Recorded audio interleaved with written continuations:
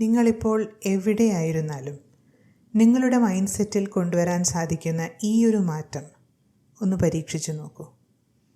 ജീവിതത്തിൽ അനിവാര്യമായും കാര്യങ്ങൾ താഴോട്ടു പോകുന്ന നിമിഷങ്ങൾ നിങ്ങൾ അഭിമുഖീകരിച്ചേക്കാം.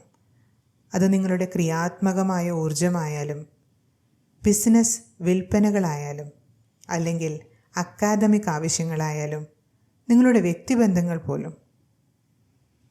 ഈ നിമിഷങ്ങളിൽ നിങ്ങൾ വിജയമെന്ന് വിളിക്കുന്നത് ഒരു ഫലവൃക്ഷത്തെ പോലെയാണ് എന്ന് സ്വയം ഓർമ്മിപ്പിക്കുക. ഇത് വർഷം മുഴുവനും ഫലം കായ്ക്കില്ല.